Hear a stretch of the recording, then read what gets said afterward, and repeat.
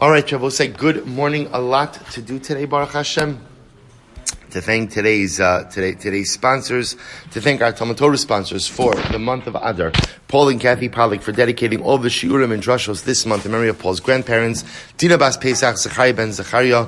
To thank our Week of Learning sponsors, Karen and Akiva Noach Andrews for dedicating the Week of Learning for the Yahrzeit of Karen's mother, Marsha Bas David Vechana, and to thank Ari and Shoshana Lerner for dedicating today's learning, today the 4th of Adar, in commemoration of Ari's grandmother's Yahrzeit, Mrs. Dina Gerber, Dina Bas Yehuda Leib. We hope that on the merit of our Talmud Torah, the Neshamas will have an aliyah and the families a nechama.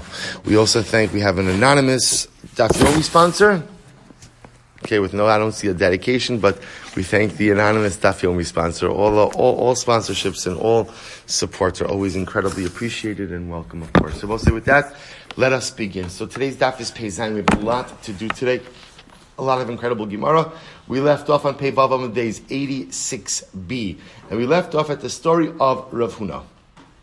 So let's begin again. I will say, let's just pick up from the beginning of the story. Rav Huna breit Rav Nosson Ekel lebei Rav Nachman bar Yitzchak. So we'll say this is almost right across from Tosas Ein Misarvin Lagadol on 86b. A great story. So Rav Huna breit Rav Nosson went to the house of Rav Nachman bar Yitzchak. Amrulei Mashmecha. So they said, Rav Huna walks in. They say, "No, what's your name?" Amrulahu Rav Huna. He said, "My name is Rav Huna." Amru Nesiv Marapuria. Would you like to have a seat on the couch? Yosef, he sat down. Yavule Kasa, they offered him a cup of wine. Kabla Bechadzimni, he accepted it on the first offer. V'shase B'trezimni, and he drank the cup of wine, the glass of wine, in 2 gulps. V'lo Ahader Apeh, and when he drank, he did not turn his face away. Amrulei, so they were very intrigued by Rav Huna's behavior. So they asked him a series of questions. Amrulei, my time Rav Huna. Why do they call you Rav Huna? So we mentioned this yesterday. Amr Lahu Bal Hashem Ani. That's my name. And as Rashi pointed out, amazingly enough, I've always thought that Rav Huna, Rav, was his title of distinction for his having achieved the level of scholarship.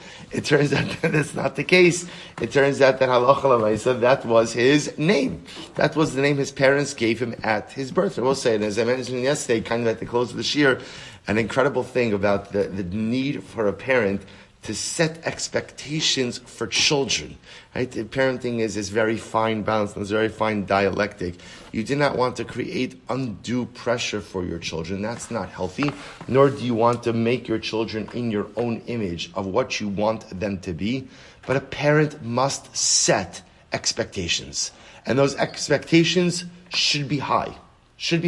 In accordance with the abilities of the child. But every parent needs to, because also think about this, if you set no expectations for your child, the message you're communicating is, I don't have that much faith in you. But if you set high expectations, what you say to your child is, I believe that you could accomplish something incredibly amazing. So his parents had pretty high expectations of him. So the Gemara says, why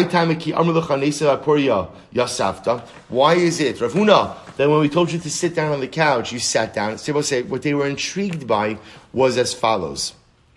What they were intrigued by is, as we're going to see, they made a lot of offers to Rav Huna thinking that he would decline. So apparently, Talmudic, what's the right word? Etiquette, thank you. Right? Sorry, Talmudic etiquette, excellent. Talmudic etiquette was, people would offer you something and you would refuse. We see this in halacha. For example, if you're asked to daven for the Amid, right? So the halachic etiquette is you're Masari. Again, Mishnah Berurah has a whole discussion about, if at 6:45 in the morning you're asked to daven, do not decline. Just get up there and go. Right? And I'll say, but the idea is, in general, there's a certain etiquette. So apparently, again, when you come over to someone's house and they offer you a couch to sit on, you said, no thank you, the floor is more than comfortable. So they were intrigued that Rav Huna accepted the couch. So Amar Lahu, because Rav Huna said, I'll tell you why. Kamasha Yomer Lecha Balabayis Asay Chutz Mitzei. It was incredible, because Rav Huna said, there's a halacha. What's the halacha? When you're a guest in someone's home, anything that balabas, anything your host tells you to do, you have to do, except for get out. Also, we've spoken about this before, right? So the Sasem has comments on this. He says, what a strange halacha. Kirosa, can you imagine this? You're a guest at someone's house, and I think everybody said, okay, let's bench, right? And you're the guest, and you say, no, not yet. I'm not ready yet. Let's maybe have a little more dessert. Let's schmooze, bring out another bottle of wine, right? Anything the Balabas tells you to do, you have to do except get out. The Sasem has comments so incredibly that this takana was instituted after the story of Kamsa and Bar Kamsa. That after the Beis Hamikdash was destroyed, literally because someone asked a guest to get out, Chazal instituted, you can never order someone out of your house. Because it was, the Shlah's famous commentary on this, that this is a reference to our relationship with HaKadosh Baruch Hu. HaKadosh Baruch Hu is the Balabayas. Anything the Balabayas tells you to do, you have to do. I'm a good soldier of HaKadosh Baruch Hu, with one exception. Say, if the Ribono Shel Olam tells me get out, or if HaKadosh Baruch Hu tells me I don't want a relationship with you anymore, or HaKadosh Baruch Hu says, Silber, I'm done with you, I could say, very nice, I'm not listening to you. I'm not listening to you, HaKadosh Baruch Hu. I'm not going anywhere. I'll listen to you for whatever else you tell me. Shabbos, Kashrus, whatever you want me to do, I'm going to do. But if you tell me to go away, I'm not listening to you, Ribono Shel Olam. Pretty incredible. That's the Shlach Kadosh. So my time, so same idea. Why is it when we offered you a glass of wine, you readily accepted it? In other words, you're normally supposed to decline a little bit. So the Gemara says, to which Rav Huna said, listen, I am a guest over here in Rav Nachman Bar Yitzchak's house. I will say, it is okay to refuse something from someone who is a regular individual. But when someone is a gadol, when someone is great, if they offer you something, you accept it. Why did you drink the glass of wine in 2 gulps? Right? Why not 1 gulp? So because again, Chazal said if a person, downs a glass of wine in 1 gulp, such a person is a gargaran, such a person is a gluttonous individual. Shnayim, if you go ahead and you drink in 2 sips, then derech eretz, that's the proper way. Shlosha, negasi aruach. This is interesting. If your glass of wine takes you 3 sips, that's arrogant. That's arrogance, right? People who sip apparently in 3 times, that's arrogance. My taimo lo hadras apech. Why is it that when you drank, you did not turn your face away? In other words, they felt that ultimately, again, this was also meal etiquette. This was the proper tznius of a meal. The proper tznius of a meal is you don't eat looking right at someone. You go and you turn your head. Amarlei kala ma'apechas panat, which Rav Huna said that's actually only a din by kala. That's only a din by a bride who was more self-conscious, but some people have, the Rashi says, ve'ein derech ha'ish lapoch panov. So interestingly enough, so Rashi says that it's a din in women, not a din in men. Right? So women sometimes feel a little bit self-conscious eating in front of other people. Men have no such reservations. Right? Men, so Rav Huna said, I don't have to turn my face. Right? That's not the derech of tznius by men. Incredible. Tanan Rabbi Shmuel, Rabbi Shimon, Rabbi Yossi, let's listen to this story. Rabbi Shmuel went to the house of Rabbi Shimon. Rabbi Yossi ben Lakunya. Yavulei kasa. So they gave Rabbi Shmuel a glass of wine.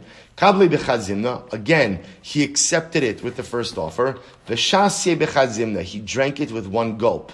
They said to Rabbi Shmuel, Amr lei, lo savar lamar shosa kosa basachas harize gargaran. 1 second.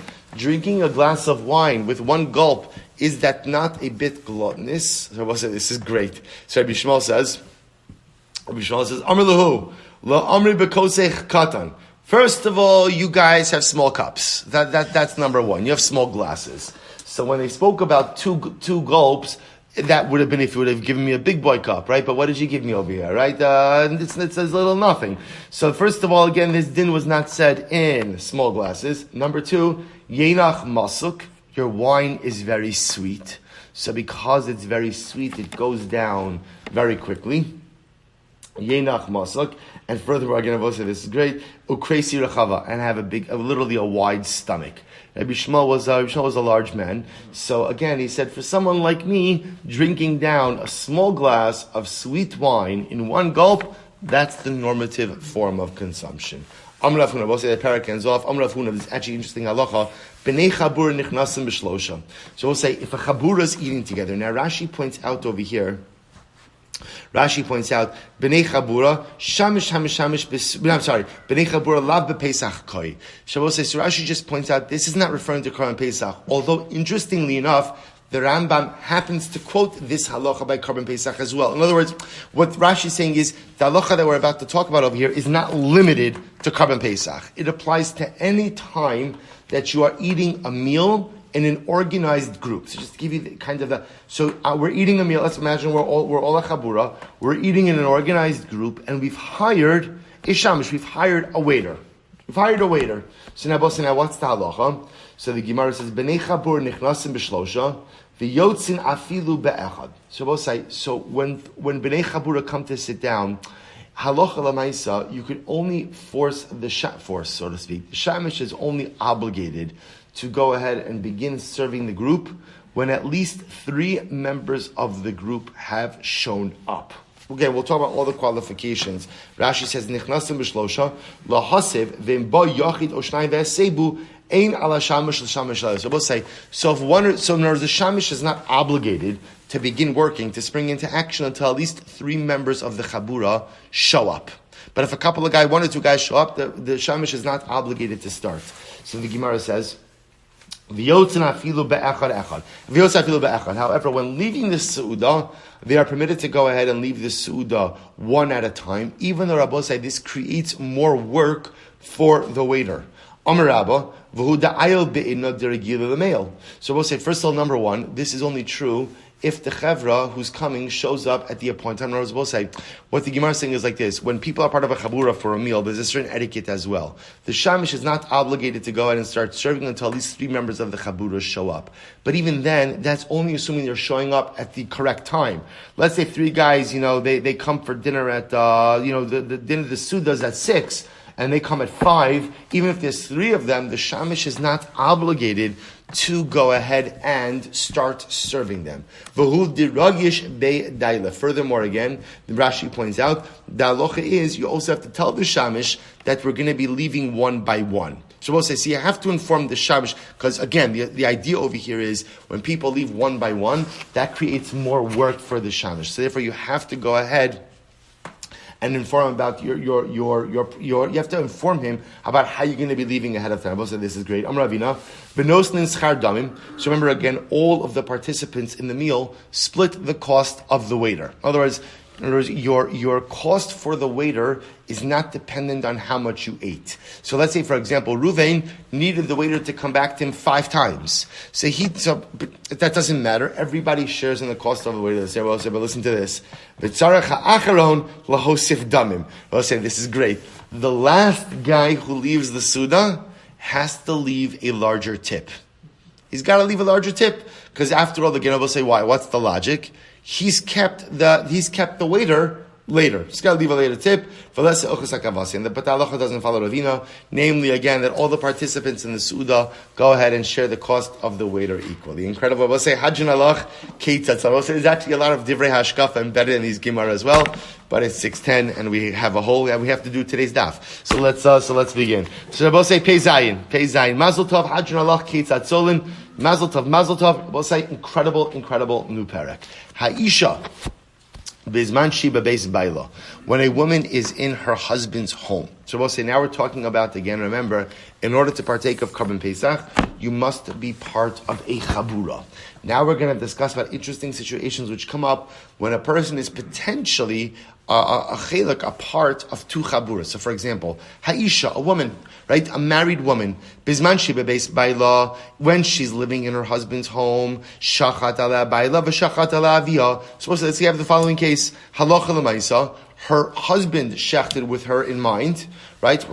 Makes sense. But her father also shechted with her in mind. So the shaila is, whose chabura is she a part of? So what's the halacha?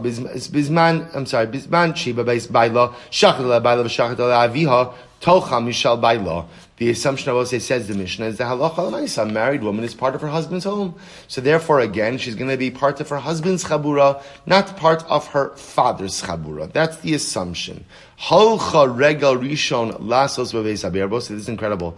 Let's say the couple just got married, and they're going the first yom tiv to her parents. to her parents. But what's actually quite interesting? Look at Rashi. Regal Harishon, Kach derech hanesuos laleches lebeis avian regal avisharishon shachar nisrabo. So this is actually fascinating. It is the custom, the minhag Yisrael, that a married couple goes to the wife's parents for the first Yom Tiv after they're married. Very, very interesting.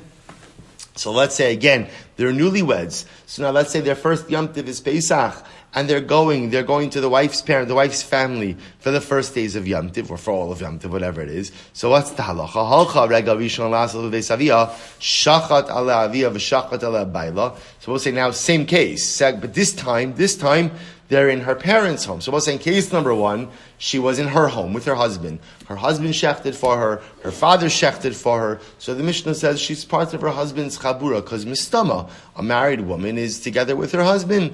What happens now? She's with her husband, but they go to her parents' house for Yom Tiv. Again, her husband shechted for her. Her father shechted for her. What's the halacha? Tocha b'makom shirotza. She could partake of whichever karban she wants. Now we'll discuss exactly the parameters of that, but she could partake of whichever karban she wants. Yasam sheshachtu ala apotropsin. But let's say the following situation: you have an orphan, and the orphan has apotropsin. I will say apotropsin literally translated are trustees, individuals who manage the estate, the affairs of the yasam. Let's say again, there are two apotropsin, Reuven and Shimon. Both of them shechted a karban pesach. They're separate individuals, and both of them had in mind that the yasam would join them in their karban pesach. Yochel b'makom shurot. So the yasam could partake of whichever karban pesach he wants. Eved shel shnei shutvin. What happens if an eved belongs to two partners? An eved belongs to two partners. So I'll say, what's the halacha? Lo yochal mishel shneihen. So in that case, I will say he's not able. So again, Eved Kanani belongs to Reuven and belongs to Shimon. Remember, your Eved Kanani can partake of your karban pesach. But halacha l'maaseh, each owner shechted with him in mind. So halacha l'maaseh, he can't eat from either of them. I will say, why can't he eat on either of them? Because neither one owns him in full. So because of that, neither of them has the ability to kind of pull his entire identity. Now, of course, if Reuven and Shimon both agree, okay, this year our Eved Kanani will eat with you, Reuven, in a chinami, that could work. But assuming they made no such prior arrangement, he can't eat of either karban pesach. What happens if somebody is half Eved, half Ben Chorin? I will say we've seen this case before. It starts out with an Eved Kanani owned by two people, and one, Reuven and Shimon, and Reuven frees his chelek. When Reuven frees his chelek, that individual becomes a half Eved, half free man. Lo yochal mishal rabo. He does not have the ability to go ahead and eat as part of his master's karban pesach. Again, we'll see Rashi points out of here because we assume the master only had in mind for the tzad avdus shabo, not for the tzad cherus shabo. Again, we'll discuss the parameters of that case in the Gemara. But we'll say, let's analyze the Mishnah. So remember again, the Mishnah said as follows. The Mishnah said in case number 2 in the Mishnah, where the woman is at, right, the married couple is at the woman's parents' house for their first Pesach. Her father shechts on her behalf, and her husband shechts on her behalf. So what did the Mishnah say? She can eat from whichever karban she wants. Says the Gemara, Shamis Mina Yesh Breira. Oh, what do you learn from here? That we subscribe to the concept of Breira. So what's Breira? Retroactive clarification. Because what does the Mishnah sound like? The Mishnah sounds like, comes Pesach night, right? The husband brings out his karban Pesach. The father brings out his karban Pesach. And what does the wife do? What does the woman do? She decides whatever she wants. Now, what does it mean she decides? Remember, halacha l'maisa, in order to be part of a chabura, you have to really be part of the chabura as of when? As of when? The time of shechita. So obviously, if she's choosing on the Seder night which Pesach she's partaking of, there's obviously the concept of brei, retroactive clarification, to which the Gemara says, no. My rotza b'shas shchita. What does it mean? She could eat of whichever karban she wants. It means that she could partake of whichever karban she wants, provided that she made that decision already at the time of shchita. So what it's saying is, she could choose to be part of whichever chabura she wants, her husband's chabura or her father's chabura, but lemaisa, she's got to choose. And when does she have to choose? At the time of shchita. So just to point out, to contrast this with the first case, where let's say again, she's having Pesach in her home with her husband, but her husband shechts on her behalf, her father shechts on her behalf. In that case, there is no need for any active decision, because the assumption is that, of course, she's part of her husband's chabura. But if she's at her father's home, and her father's shechting for her, and her husband's shechting for her, and it's her first Yom Tiv, there she must make an active decision, b'shah shchita, whose chabura she is a part of. So the Gemara says, or minu reise kasha, isha regel harishon cheles mishal aviha. A woman on her first Yom Tiv after she's married and she's at her father's home, she eats of her father's Korban Pesach. Mikan ve'ilach rotza cheles mishal aviha, rotza mishal ma'ila. From that point on, if she wants to eat from her father's, she can eat from her father's. From her husband wants to eat from her father's. So we'll say, so what's going on over here? It's a kasha, to which the Gemara says, lo kasha, kan beredufa leilech, kan b'she'in redufa leilech. So we'll say it depends on the case. One is the case where redufa literally means she's exceedingly eager. She's exceedingly eager to go to her father's home, and one is where she's not exceedingly eager. I will say, what does this mean? Take a look at Rashi. Maslisa b'she'in redufa, leilech tamid lebeis aviha, debeis baila chavivla, hilchach kol shar haragalim vaday sheicha basrei, beregal arishon safek, ubraisa beredufa hilchach regal arishon vaday basra avia mikam ve'elech safek. So also listen to this. If a woman is exceedingly eager to go back to her parents' home, so in that case, again, on the first Yom Tiv, after she's married, she's going to be part of her father's Korban Pesach. From that point forward, if she's still exceedingly eager to go home, it's going to be a suffix. Is she part of her father's Pesach? Is she part of her husband's Pesach? But in a quote-unquote more normal case, where she's not exceedingly eager to go home, she's a married woman. So on the first Yom Tiv, ultimately, again, she has to make a decision. Is she part of her father's chabura, part of her husband's chabura? But for every subsequent Yom Tiv, the assumption is, the default is, that she is part of her husband's chabura. So we'll say now, the Gemara is going to get into some incredibly beautiful agarata. Now that we mentioned this husband-wife relationship, so the pasuk says over here, "As hayisi be'inav kimotzeis shalom." I was then in his eyes. This is from Shir Hashirim. I was then in his eyes like someone who finds shalom, or I found shalom in his eyes. So Amr Rabbi Yochanan, kekala shenimseis shlema beis chameha, berot falelech lahagid shvacha beis aviha. That Klal Yisrael in the eyes of HaKadosh Baruch Hu were like a kala who found favor in her father-in-law's, in her in-law's eyes, and runs home to tell her parents. Right? So we'll say if a bride is beloved by her in-laws, that's obviously a beautiful accomplishment. That's very special. And she'll go and tell her parents how much her in-laws love her. So that's like Klal Yisrael. Ki dichsiv, v'ayo bayom ahu ne'um Hashem, tikri ishi, v'lo tikri li od baili. And it will be on that day that HaKadosh Baruch Hu, you will no longer call me Ishi, or you will no longer be called, you will be called Ishi and not be called Baili. Both say there's a difference between Ishi and Baili. Baili means master.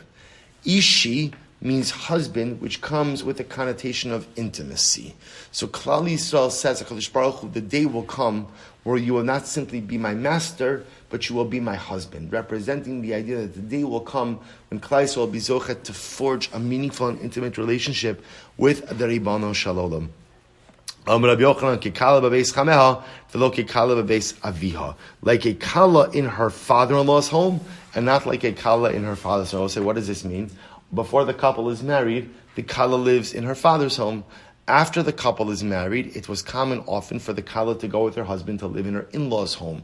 So when they're in the in-law's home, that represents the husband and wife are living together as husband and wife. So in this pasuk, Klal Yisrael, putting forward this anticipatory wish and desire that we want the relationship with HaKadosh Baruch Hu to transform from something quote-unquote platonic, like Baili, to Ishi, to something intimate and passionate. Achos lanu kitana v'shadayim ingla. So we'll say, so now the Gemara continues quoting the pasuk from Shir Hashirim. Literally translated, we have a young sister and her breasts have not developed. So what does this mean? So supposed to remember again, all of Shir Hashirim is a metaphor. So what does the metaphor represent? Rabbi Yochanan, zu Elam. So I'll say this is incredible. This refers to the city of Elam. Elam was a city in Bavel, as we're going to see. Shezachsa lilmod v'lo zachsa lilamed. Ultimately, again, Elam, there was a lot of Torah that was taught in Elam, but interestingly enough, Elam did not produce Talmidei Chachamim. Ani choma v'shadai kamigdalos. So I will say again, the same, well, not the same, the different matter. I am like a wall, v'shadai. My shadayim are like migdalos, like towers. What does that mean? Rabbi Yochanan, ani choma, I am a wall, zu Torah. V'shadai kemigdalos, what does that refer to? Elu Talmidei Chachamim. This refers to Torah's scholars. Now, I will say now, what's the connection between Shadayim and Talmidei Chachamim? So remember again, just like the Shadayim provide sustenance to the baby, so too again, Talmidei Chachamim provide sustenance through the Torah that they teach. The Rava Amar Rava says, Anichoma zu Knesset Yisrael. I am a wall. This refers to Klal Yisrael. V'shadai kemigdalos. What does this refer to? Elu bate kinesios ubate midrashos. So both say this is so beautiful. That what does it mean? I am the wall. That's Klal Yisrael is the wall. The wall represents something strong and sturdy. The Shaddai Kamigdalos, literally again, Shaddai breasts like towers. What does that refer to? Elu bate kinesios ubate midrashos. So both say, listen to this. The Shaddayim metaphor is always one of sustenance, of sustaining. So in the first model, ultimately, again, it's a reference to Talmidei Chachamim who sustain the cloud through their Torah. Here Abba says sustenance comes in the form of shuls and batei medrash. Isn't that beautiful? You know, we often look at a shul or base medrash as a place I go to learn, a place I go to daven. But Lamaisa, it's a place that sustains me. It's a place that sustains me. And I will say, I think, again, a Gemara like this is always powerful, but especially we know what it's like to be without the shul. And we know what it's like to be like without the beis medrash, without being able to come to a makom. But I'll say, it's not just a place. It's not just an address. You walk inside these walls and they sustain you. You walk inside these walls and they spiritually nurse you. You walk inside these walls and they nourish you. That's the power of coming to the beis medrash, of coming to shul. It's incredible. Amar Rav Zutra Bar Tovia, Amar Rav, Mai dichsev, asher b'neinu kinetiyim, migudalim b'nuarem. So I'll say now, quoting another pasuk, this time from Tehillim. Literally, asher b'neinu kinetiyim, migudalim b'nuarem. Our sons are like saplings, growing strong in their youth. B'nosenu kizavios michutavos tabnes heichal. Our daughters, literally, are like corners that are hewn out in the form or in the shape of the Beis HaMikdash, of the Heichal. So what does this mean? This is beautiful. Asher banenu kinetiyim. What does it mean our sons are like saplings? Elu bachuri Yisrael shelo tamu tamchet. This refers to the young Jewish men who did not taste the taste of sin.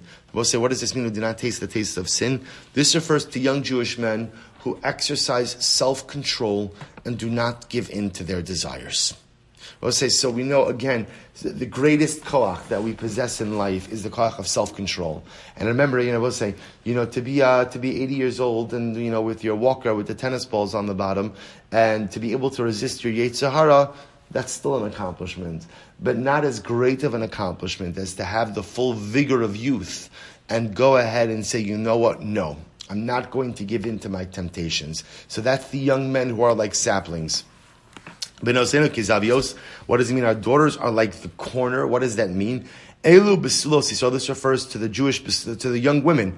The young women. Besulos literally means are virgin. She'ogdos pischehen lebalein, who literally again keep their openings tied for their husbands. So we'll say on the most basic level, Rashi says it refers to the fact that the Jewish women are modest. And therefore, they do not engage in any type of premarital sexual activity. So this, again, let's say, isn't it incredible that the pasuk over here is extolling the virtue of young people, that the ability when I'm young to exercise self-control, right? When ultimately, again, passions are at their highest and often one's personal vigor is also very much intact. The ability to exercise self-control in those moments is the greatest accomplishment. V'chinu omer umalu kizmizra kizavios mizbeach iba say mehacha mizavinu malei mefikim mazon. Alzon. Mechovtos tabnes heichal elu ve'elu. So again, these are just different psukim highlighting the same metaphor. Elu ve'elu ma'ala alein hakasuv kila nivna heichal biyamehen. Both say, but elu ve'elu means the young men and the young women who resist temptation. Ultimately, again, it is as if the Beis HaMikdash has been rebuilt in their times. Both say, isn't that absolutely incredible? Isn't it absolutely incredible that sometimes the greatest accomplishment in life is self-restraint? See, which is fascinating because we often think the greatest accomplishment in life is something you positively do. But yet here the Gemara is telling us sometimes the greatest accomplishment is the ability to exercise self-restraint. Which both say, from a chinuch perspective, is also so incredibly important. That's why we have to be so careful not to get our children every single thing and not to give in to every single demand. And once again, to place limitations, because children who grow up without a chinuch of self-restraint, of limitations, become adults who lack self-restraint. And adults who lack self-restraint accomplish very little in this world, at least ba'olam haruchni. So you see the Gemara is saying over here, for a young person to exercise self-restraint, that accomplishment is ki'ilu nivna heichel biyamehen. Is as if you went, the Beis Hamikdash was built literally in their days. The power, and we'll say this applies to all stages in life, because Chazal are telling us the power of self-restraint, the power to hold myself back. Sometimes, especially in the society in which we live, the goal is satisfy every pleasure. Satisfy every pleasure. If you want it, have it. If you want it, you enjoy it. Self-restraint is part of what is the cornerstone of Kiddusha. And if we teach it to our children when they're young, hopefully they grow up into adults. And hopefully as adults, we're able to instill this midah in ourselves as well. Incredibly important. These Rabbos said, listen to this. This is incredible. An incredible, incredible Gemara. Tivar Hashem asher haya el Hoshe me'oz yosam achaz Yechizkiah melech Yehuda. So we'll say the words of HaKadosh Baruch Hu came to the Navi Hosea. Beperak echad nisnav udalid devim. They also say, interestingly enough, there was a period in Jewish history where there were actually 4 concurrent prophets.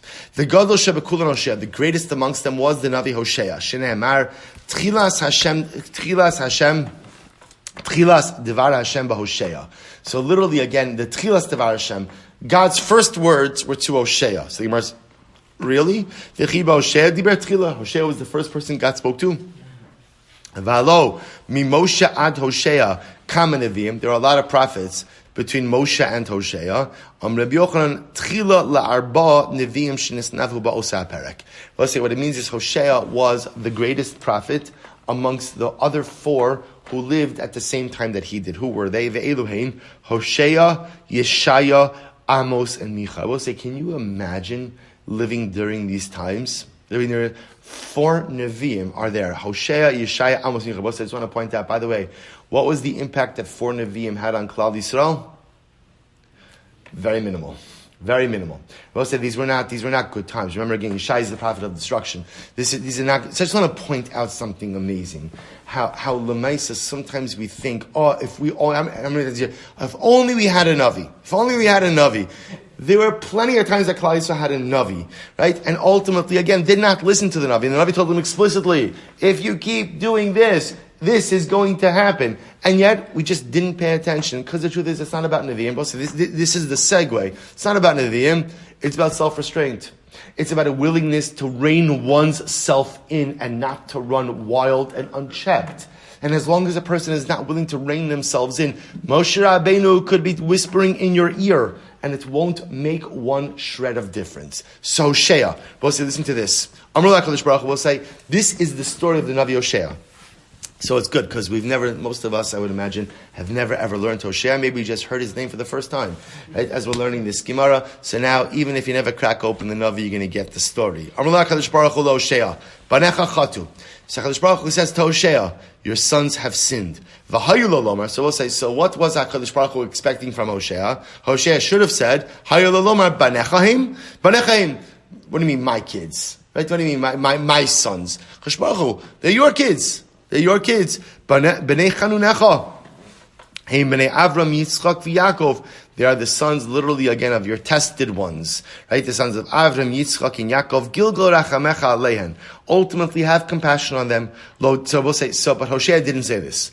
Lo daya shelo omer kach. Not only did Hosea not say this, Ela amar lefanav Ribono Shalom kol ha'olam shelchahu ha'avirem bu'uma acheres. Wow. So Hosea says to Kadosh Baruch Hu, listen, good news is God, your God. Let's just swap them out for another nation. Okay, you don't like them. Just swap them out. So we'll say, so first of all, why would Hosea say this? Why would Hosea say such a thing like this? So we'll say, what do you see from here? That leaders reach a frustration point. That even the most optimistic and visionary of leaders, when they can't get traction with their flock and constituents, give up hope. Give up hope. Hosea, this was not his natural disposition. But what do you do when day in and day out you're trying to elevate the people, trying to move a people, trying to inspire people, and they're not budging? They're not budging. Hosea gave up on the people. He gave up. He says, God, I'm with you. I have nothing to say. Remember, the job of the Navi is to be the defender of Klal Yisrael. Hosea says, I've got nothing to say. All I can tell you is, you're God, you could do anything, swap him out for someone else. But HaKadosh Baruch Hu was incredibly disappointed. Amar HaKadosh Baruch Hu, ma'aseh lezakin zeh.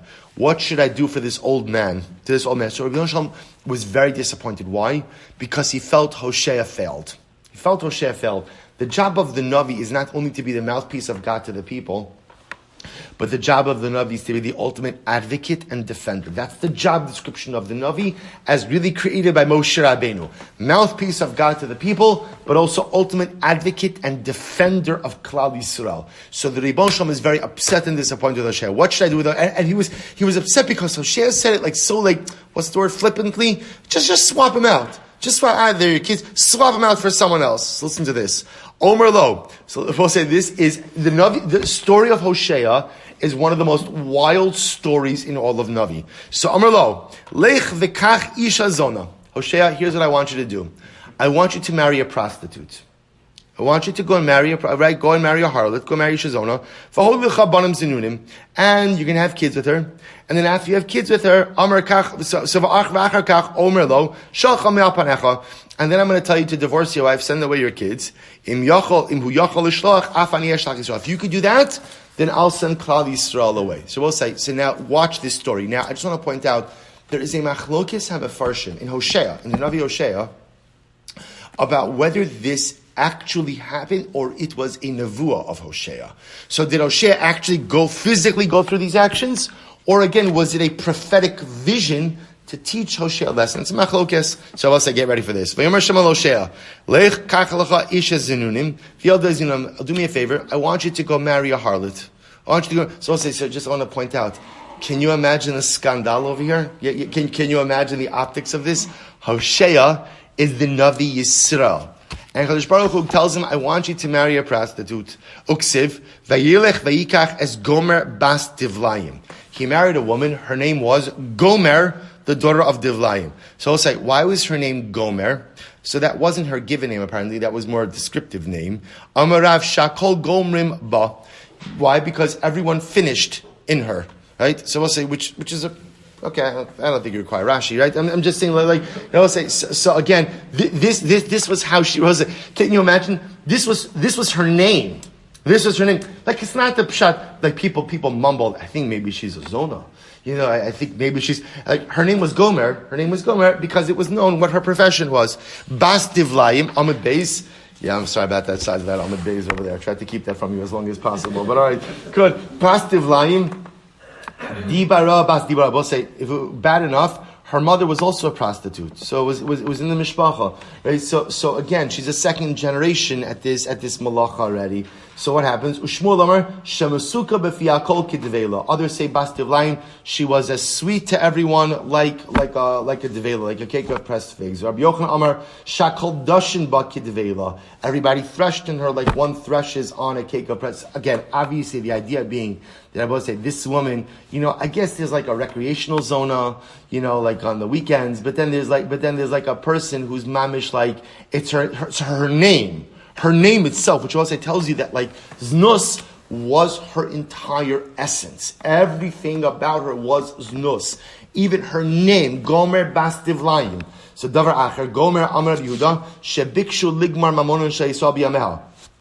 Others say, interestingly enough, that her name Gomer, we'll say, was actually not a description of her, but somehow a metaphoric description of what was happening in the times. This time, Klal Yisrael was oppressed by the armies of Aram, and during her days, Aram wanted to deplete the Jewish people of all their money. In fact, they did take the money of Klal Yisrael. Ki avdam melech Aram ve'isim ke'efer ladush. Okay, so we'll say, so now what happens? So now, Hosea marries this woman, Gover bas Divlayim. And I will say, remember again, whether actually vision, whatever it is, Vatar v'teled bein, so they have a child together. This is the offspring. This is the offspring of Hosea and Gomer bas Divlayim. So Vatar v'teled bein, vayomer Hashem elov, Krashmo Yisrael. Go ahead and name him Yisrael. That's his name. Rabbi said, now why is his name Yisrael? Ki od ma'at ufakarati as demei Yisrael al beis Yehu, ve'eshavti mimalchus beis Yisrael. Because if you look at Rashi says over here, Yisrael she'asid ani lezoram v'lezrosam magola. So we'll say Yisrael literally means is a contraction that ultimately, again, I will plant Klal Yisrael and scatter them in the Golus. So Yisrael is a name descriptive of I will plant Klal Yisrael everywhere. I'm going to take them out of Eretz Yisrael, plant them everywhere. And also, furthermore, we'll talk about this revenge piece as well. Vatar od vatelid bas. Then again, Gomer bas Tivlayim has another child. Vayomer lo karashma lo ruchama. Name her lo ruchama. We'll say that's her name.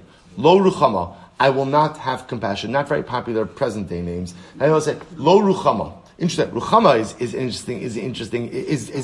is a more common name, but Lo Ruchama, that's her name. I will not have compassion. Ki lo osif od arachim es beis Yisrael, ki nasa esalahem.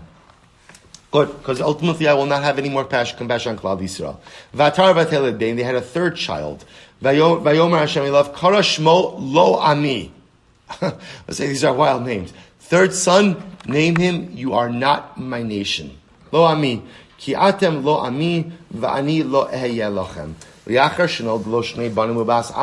After Hosea has 3 children with Gomer bas Tivlayim, 2 sons and 1 daughter, Amr la Kadosh Baruch Hu lo Hosea. So Kadosh Baruch Hu says to Hosea, listen, lo hayeh lecha lilmod mi Moshe rabcha. You should have learned from Moshe, because what happened with Moshe? Shekevan shedibarti imo perish mina isha. Af ata bagel atzmecha mimena. So Kadosh Baruch Hu says to Hosea, listen, Hosea, you're a Navi. Moshe was a Navi.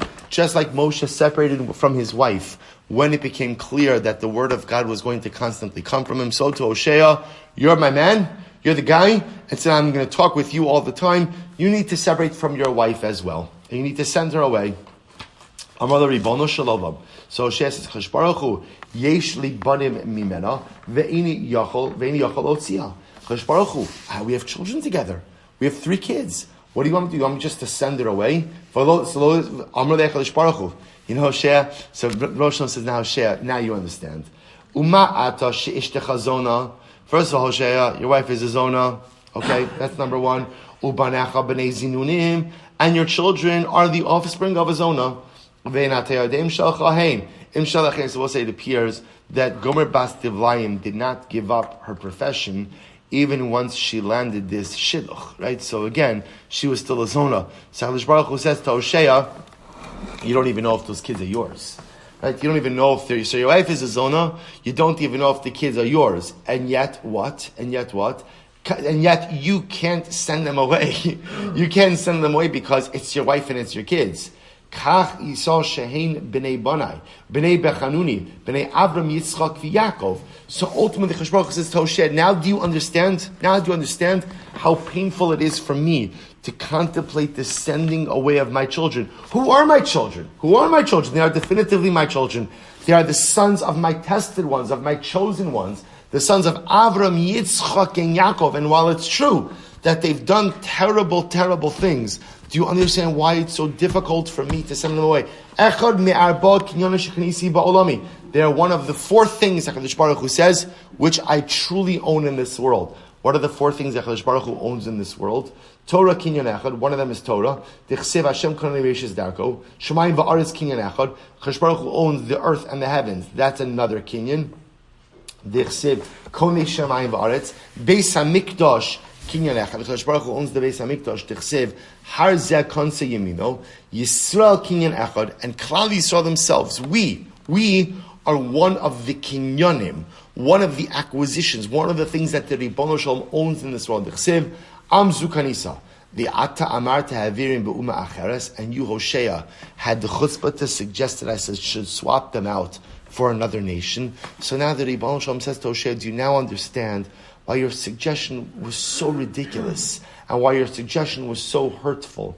Kevan sheyada shechata amad levaki shrachim alatzo. When Hosea realized what he did, he asked HaKadosh Baruch Hu for forgiveness. Amar HaKadosh Baruch Hu, ad she'ata mevaki shrachim al atzmecha Paki Shachem Yisrael, Shagazarti Aleim Shalosh Gezeros Ba'avurecha. So HaKadosh Baruch Hu says to Hosea, before you ask for forgiveness for yourself, ask for forgiveness for Klal Yisrael. Because as a result of you, I have levied upon them 3 gezeros. What's really 3 gezeros?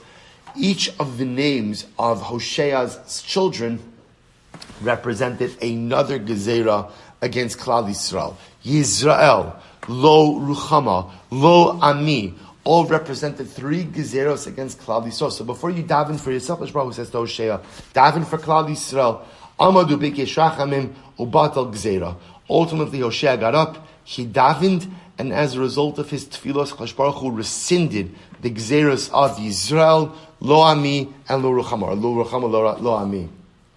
The Hischil Levarchan. And ultimately, again, Hosea begins to bless Klal Yisrael. Shneimar, Vayom Mispar B'nei Yisrael Kechol Hayam, V'haya Makom Shei Amar Lehem Lo Ami Atem, Yomer Lehem B'nei Kelchai, V'nikbetzu B'nei Yehuda B'nei Yisrael Yachtov, V'zarati Ali Ba'aretz, V'rechamti Es Lo Ruchama, V'amarti Lo Ami Ami Ata. So we'll say, you see over here, that literally again, in the brachos of Hosea took each of the klalos, Klal Yisrael will not be scattered. They will be planted in Am Yisrael. HaKadosh Baruch Hu will not say, I will not have compassion, I will have compassion. HaKadosh Baruch Hu will not say, they are not my nation, but they are my nation. So HaKadosh Baruch Hu turned around all of the klalos into, Hosea turned around all of the klalos into brachos. So we'll say incredible.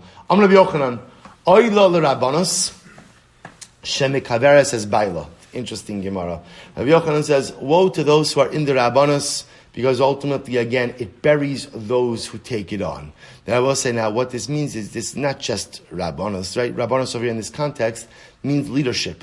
Woe to those who take on positions of leadership, because positions of leadership usually bury those who go ahead and take them on. Shabbos usually means this idea that those who engage in positions of Jewish leadership usually age prematurely. I'll say the example of this, the greatest example was Shmuel HaNavi. Shmuel HaNavi died at the age of 52, but yet the Navi calls him a Zaken. So what's going on? So the Gemara explains, because Shmuel HaNavi, it was hard. It was hard. He had a lot on his shoulders, and because he had a lot on his shoulders, his responsibilities ultimately buried him. Listen to this. She'im lecha kol navi v'navi shelo kipach arba malachim b'yamar. What is incredible? The average navi in the days of Nevi'im saw 4 kings. So isn't that incredible? In the days of one Navi, 4 kings. Why was there such turnover in the kings? Well, sometimes it's because they killed each other. But other times it was just because being the king, right, being vested with the responsibility for Am Yisrael, it ages a person prematurely. And ultimately, again, sometimes buries the individual who bears that responsibility. Shnei Amar, Chazon Yishaya ben Amos, Asher Chaza al Yehuda v'Yerushalayim. Rabbi Yochanan, Mipnei ma Zacha Yeravam ben Yoash Melech Yisrael, Lehimanos in Malchi Yehuda. That was an interesting story as well. Why is, we'll have to stop over here. We'll pick up in Meretz Hashem with this Gemara. It's a very short blot tomorrow. So we'll be fine. We'll be fine in Meretz Hashem. We'll pick up over here. Again, incredible Gemara to be continued in Meretz Hashem.